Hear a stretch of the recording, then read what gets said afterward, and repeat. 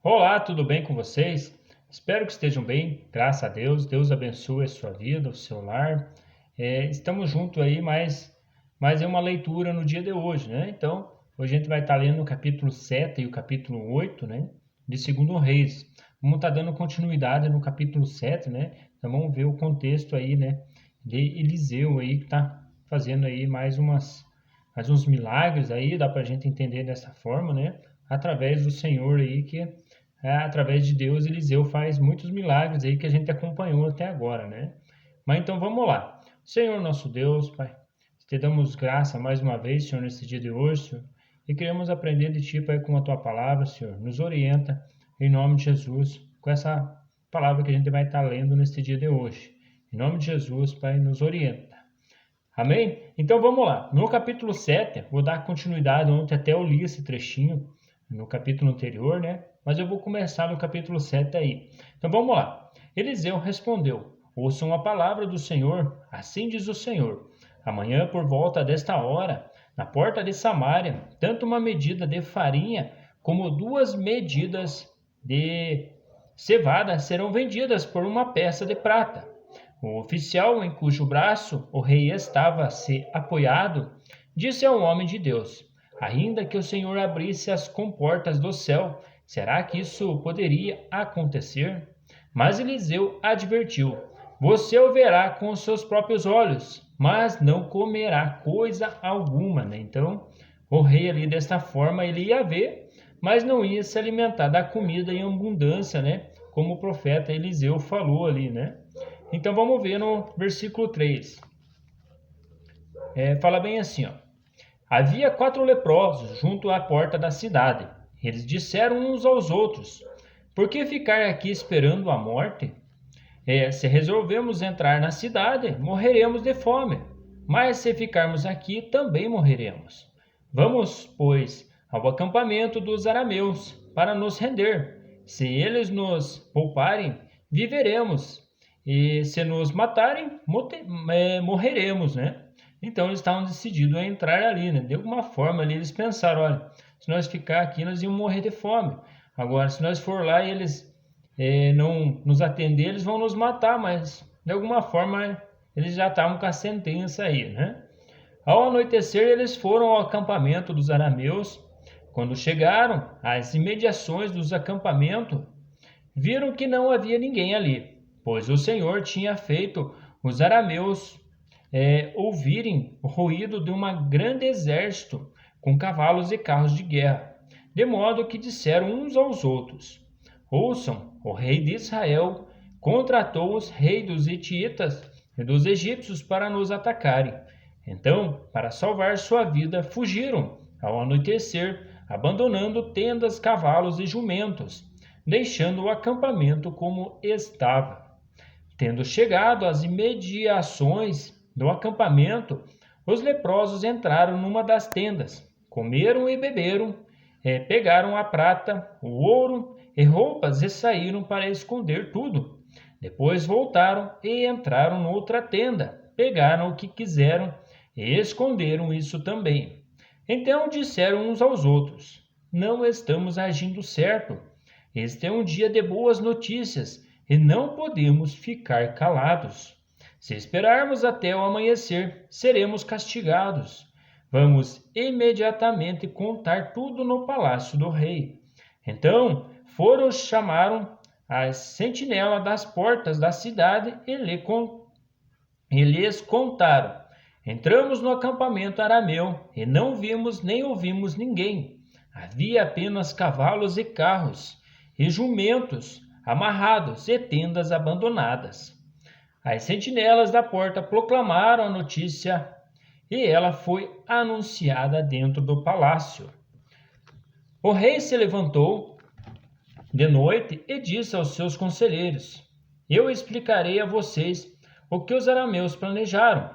Como sabem que estamos passando fome, deixaram o acampamento e se esconderam no campo, pensando: com certeza eles sairão, e então os pegaremos vivos e entraremos na cidade. Um dos seus conselheiros respondeu: Manda que alguns homens apareçam de 5 aparelhem 5 dos cavalos que restam na cidade. O destino desses homens será o mesmo de todos os israelitas que ficarem, sim, como toda esta multidão condenada. Por isso vamos enviá-los para descobrir o que aconteceu, né? Então, já que ele pensou, né, já que estamos condenados e temos só 5 cavalos aí, vamos mandar lá para ver e que eles tragam um relatório para a gente ver o que aconteceu realmente, né? Assim que prepararam 2 carros de guerra com os seus cavalos, o rei os enviou atrás do exército arameu, ordenando aos condutores: vão e descubram o que aconteceu. Eles seguiram as pegadas do exército até o Jordão e encontraram todo o caminho cheio de roupas e armas que os arameus haviam deixado para trás enquanto fugiam. Os mensageiros voltaram e relataram tudo ao rei. Então o povo saiu e saqueou o acampamento dos arameus. Assim, tanto uma medida de farinha como 2 medidas de cevada passavam a ser vendidas por uma peça de prata, conforme o Senhor tinha dito. Ora, o rei havia posto o oficial em cujo braço tinha se apoiado como encarregado da porta da cidade. Mas quando o povo saiu, atropelou-o junto à porta e ele morreu, conforme a ordem de Deus havia predito quando o rei foi à sua casa. Aconteceu conforme o homem de Deus dissera ao rei: amanhã, por volta desta hora, na porta de Samaria, tanto uma medida de farinha como 2 medidas de cevada serão vendidas por uma peça de prata. O oficial tinha contestado o homem de Deus, perguntando: ainda que o Senhor abrisse as comportas do céu, será que isso poderia acontecer? O homem de Deus havia respondido: você verá com os próprios olhos, mas não comerá coisa alguma. E foi exatamente isso que lhe aconteceu, pois o povo o pisoteou junto à porta da cidade e ele morreu, né? Então, dá para a gente entender ali que o povo pisoteou ali por correndo atrás de alimento, né? Deviam estar com fome, né? Parecia tempos que eles estavam ali cercados, né, sem alimentos, né? Então, dessa forma, morreu o rei, conforme Eliseu tinha predito já para ele, né? Tinha falado: olha, você vai morrer aí e não vai estar se alimentando dessa comida que o povo vai estar trazendo, né? No capítulo 8 fala bem assim, ó: Eliseu tinha prevenido a mãe do menino que ele havia ressuscitado: saia do país com sua família e vá morar onde puder, pois o Senhor determinou para esta terra uma fome que durará 7 anos. A mulher seguiu o conselho do homem de Deus, partiu com sua família e passou 7 anos na terra dos filisteus. Ao final dos 7 anos, ela voltou a Israel e fez um apelo ao rei para readquirir sua casa e sua propriedade. O rei estava conversando com Geazi, servo do homem de Deus, e disse: conte-me todos os prodígios que Eliseu tem feito.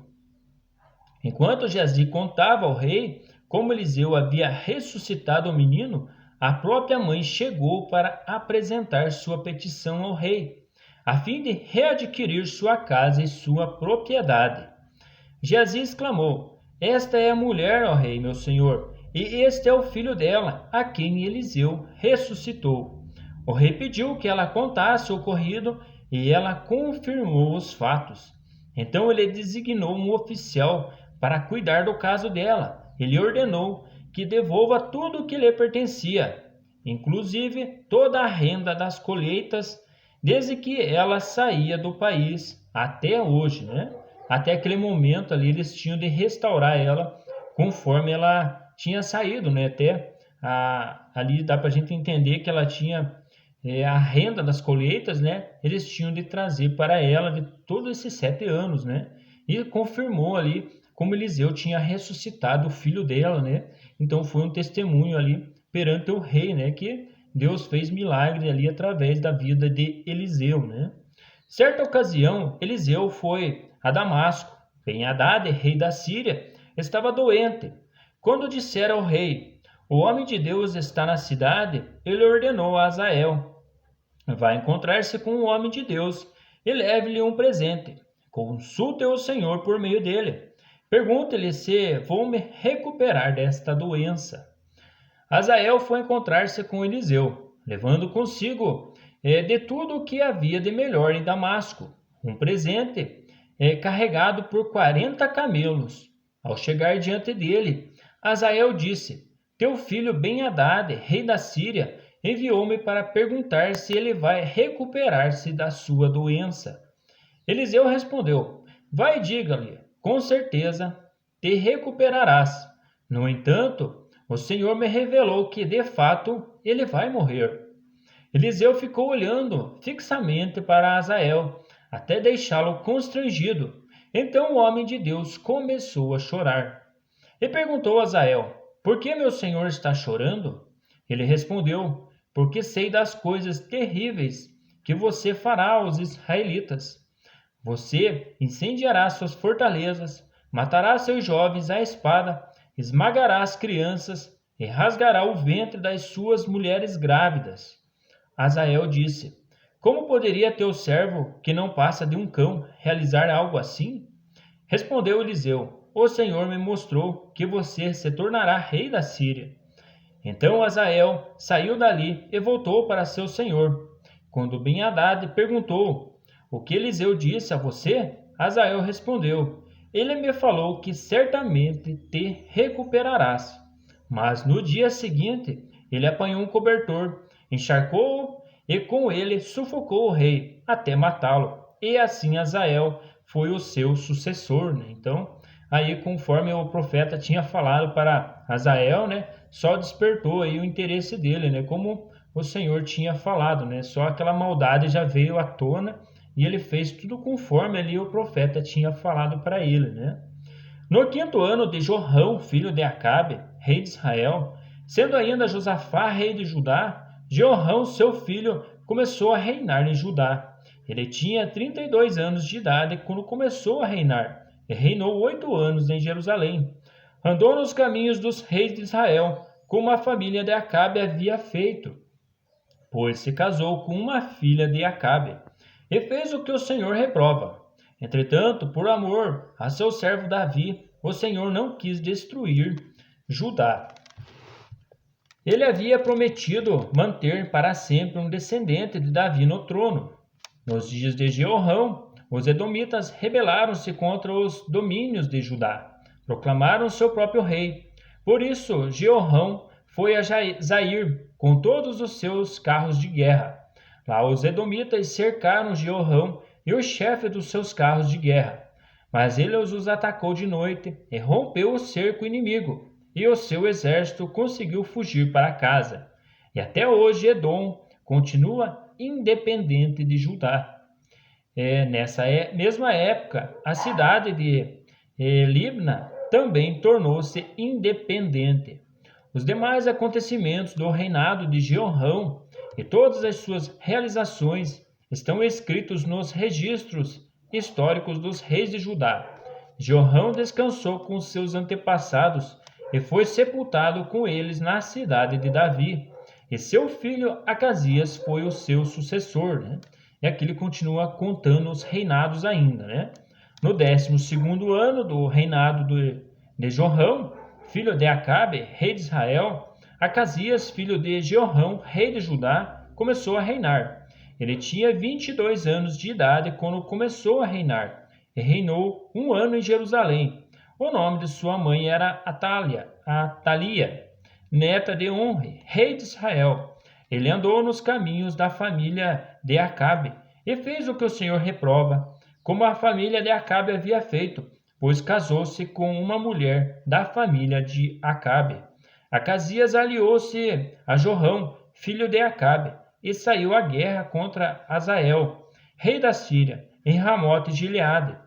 Jorão foi ferido e voltou a Jezreel para recuperar-se dos ferimentos sofridos em Ramote, na batalha contra Hazael, rei da Síria. Acasias, rei de Judá, foi a Jezreel visitar Jorão, que se recuperava de seus ferimentos, né? Aqui dá para a gente entender tanto o rei de Judá quanto de Israel, né? Ele começa a contar um paralelo com o outro, né? Até o rei da Síria aí, né? ele começa a contar também, né? E o rei da Síria, dá para a gente entender ali, ele temia ali o Senhor, e ele sabia quem era de Deus, né? Como Eliseu era, né? Ele mandava consultar, né? Falar, ó, vai consultar lá, ver o que que Deus vai fazer, né? Mas era essa a mensagem de hoje. Deus abençoe a sua vida. Estamos juntos aí na nossa leitura diária aí. Vamos com paciência aí, tá lendo cada dia e meditando nesses assuntos aí que a gente tá vendo, né? Isso é um propósito muito interessante, a gente conhecer a Escritura, a Bíblia, né? E ver realmente como tudo se encaixa, né? Até nos dias de hoje, como que tá tudo aí atrelado, né? Então não sai nada fora do contexto aí da palavra, né? Mas é isso aí, um grande abraço, fiquem com Deus e até mais.